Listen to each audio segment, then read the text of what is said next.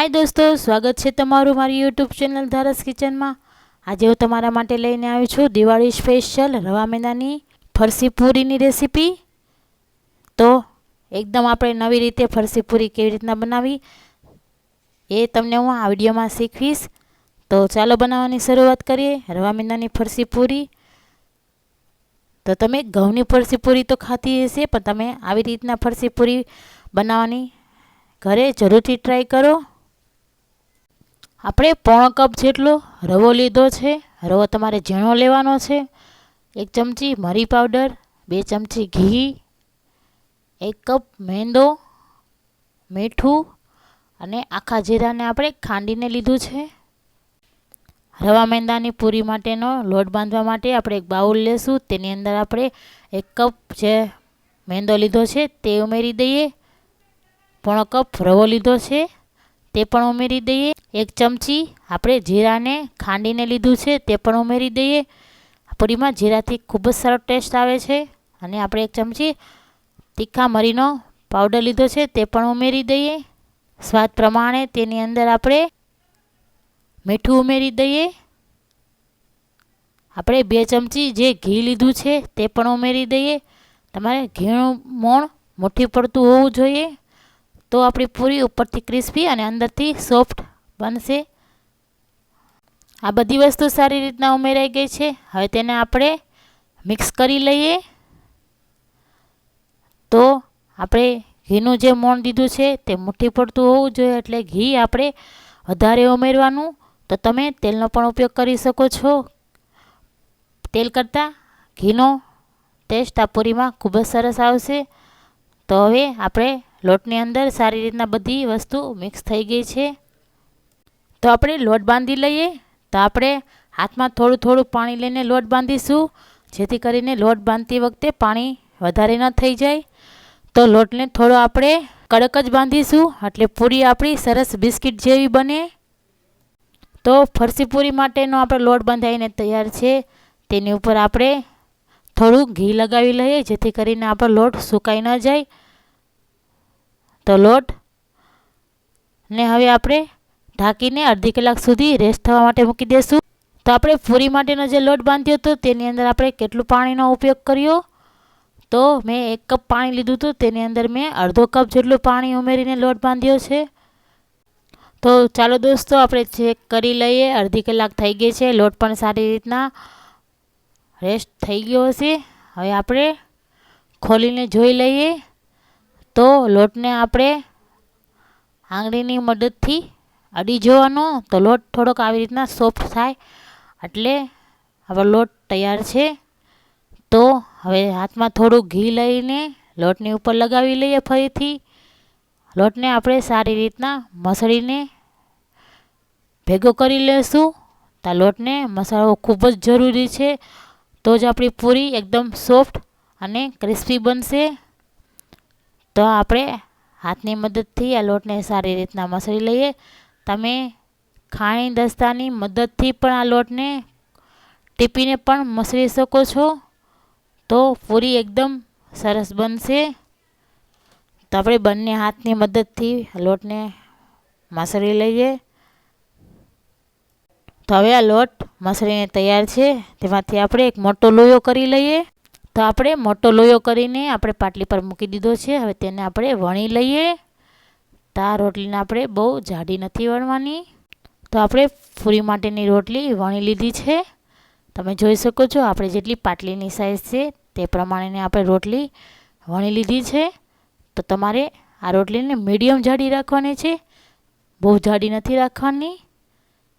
તો હવે આપણે તેનો રોલ વાળી લઈએ। તમારે જો 7 પડવાળી રોટલી વણીને પૂરી બનાવવી હોય તો આપણે આ રોટલી વણી છે તેની ઉપર થોડું ઘી લગાવીને અને મેંદો છાંટીને બીજી રોટલી આપણે મૂકી દેવાની અને આવી રીતના આપણે રોલ વાળી લેવાનો। તો તે પૂરી આપણે 7 પડવાળી બનશે। આપણે અહીં આ 1 પડવાળી જ પૂરી બનાવી છે અને તે આપણે બિસ્કિટ જેવી બનાવવાની છે। તો આપણે તેના પીસ નાના નાના કાપી લઈએ આવી રીતના ચાકુની મદદથી। તો ફરસી પૂરી બનાવવા માટેના પીસ આપણા તૈયાર છે। તેને આપણે હાથની મદદથી આવી રીતના દાબી દઈશું અને તમે હથેળીમાં રાખીને પણ આ પૂરીને લોટને દાબી શકો છો. તો આવી રીતના તમારે પૂરીના લોટને દાબી દેવાનો છે. તે જ રીતના બીજા બધા પીસને પણ આપણે દાબી લેશું. આપણે લોયા વાળીને રોટલી બનાવીને આપણે તેના પીસ કરી લીધા હતા, તે બધા તૈયાર છે આવી રીતના દાબીને. હવે તેની આપણે પૂરી વણી લઈએ. તો હવે આપણે જે પૂરીના પીસ કર્યા છે તેને આપણે વણી લઈએ. તો પૂરીને આપણે બહુ જાડી નથી વણવાની, આપણે થોડી મીડિયમ સાઇઝની પૂરી રાખી છે. તમે ગમે તે સાઇઝની પૂરી બનાવી શકો છો, પણ બિસ્કિટ જેવી આપણે બનાવી છે એટલે આપણે નાની સાઇઝ રાખી છે. હવે તેની ઉપર આપણે કાંટા ચમચીની મદદથી કાણા પાડી લઈએ, જેથી કરીને આપણી પૂરી ફૂલે નહીં. તેવી જ રીતના હું તમને બીજી પૂરી પણ વણીને બતાવી દઉં. તેને પણ આપણે કાંટા ચમચીની મદદથી કાણા પાડી લઈએ. તમે ચાકુની મદદથી પણ કાપા પાડી શકો છો. તો આપણી ફરસી પૂરી વણીને તૈયાર છે. મેં પહેલેથી જ તેલ ગરમ કરવા મૂકી દીધું છે. તે તેલ ગરમ થઈ ગયું છે કે નહીં તે ચેક કરી લઈએ. તો આ તેલને ચેક કરવા માટે તેની અંદર આપણે એક પૂરીનો ટુકડો કાપીને ઉમેરી દઈએ. તો એ ઉપર આવે તો સમજવું તેલ ગરમ થઈ ગયું છે. હવે તેની અંદર આપણે એક એક કરીને પૂરી જેટલી સામે તેટલી આપણે આ કડાઈમાં ઉમેરી દઈશું. ગેસની ફ્લેમને અહીંયા આપણે મીડિયમ રાખીશું. તો તે પૂરી એકદમ ઉપરથી ક્રિસ્પી અને અંદરથી સોફ્ટ બિસ્કિટ જેવી બનશે. તો આપણે એક સાઈડ પૂરીને તળાવવા દઈશું સારી રીતના. તો તે તળાઈ જાય એટલે તેને આપણે બીજી સાઈડ ફેરવી લઈએ. અને બીજી સાઈડ પણ આપણે સારી રીતના તળી લઈશું. તો તમે જોઈ શકો છો આપણે બીજી સાઈડ પણ ફેરવી લીધી છે. તેને આપણે તળાવવા દઈએ. તો દોસ્તો આપણે બીજી સાઈડ પણ પૂરી સારી રીતના તળાઈ ગઈ છે. તમે જોઈ શકો છો તેનો કલર લાઇટ ગોલ્ડન બ્રાઉન કલરનો થઈ ગયો છે. તો હવે આપણે આ પૂરીને તેલમાંથી બહાર કાઢી લઈએ. તમને જો મારી રેસીપી ગમે તો મને કોમેન્ટ કરીને જણાવજો. અને આ દિવાળીમાં આ પૂરી તમે ઘરે જરૂરથી ટ્રાય કરજો. તો આપણે આ પૂરીને એક પ્લેટમાં કાઢી લઈએ. તેવી જ રીતના આપણે બીજી પૂરી પણ તળી લઈશું. તેને પણ આપણે આવી રીતના લાઇટ ગોલ્ડન બ્રાઉન કલરની થાય ત્યાં સુધી તળી લેવાની છે. તો દોસ્તો દિવાળી સ્પેશિયલ આઇટમ માટે આપણી રવા મેંદાની બિસ્કિટ જેવી ફરસી પૂરી બનીને તૈયાર છે. તમે આ ફરસી પૂરીને 15 દિવસ માટે એર કન્ટેનર બોક્સમાં સ્ટોર કરી શકો છો અને તે બગડતી પણ નથી. આ પૂરી ઉપરથી ક્રિસ્પી અને અંદરથી સોફ્ટ હોય છે. તમારે ફક્ત મોણ દેવામાં ધ્યાન રાખવાનું છે. તો તમે જેમ આપણે મોણ વધારે નાખશો તેમ આ પૂરી આપણી સોફ્ટ બનશે અને તે ખાવામાં પણ ખૂબ જ ટેસ્ટી લાગે છે. તો તમને મારો વિડીયો ગમે તો મારા વિડીયોને લાઈક કરો, વધુમાં વધુ શેર કરો. અને તમે મારી યુટ્યુબ ચેનલ ઉપર નવા હો તો તમે મારી યુટ્યુબ ચેનલને સબસ્ક્રાઈબ કરો અને બાજુમાં આપેલું બેલ આઇકન બટન દબાવો, જેથી કરીને મારા વિડીયોનું નોટિફિકેશન સૌથી પહેલાં તમને મળે.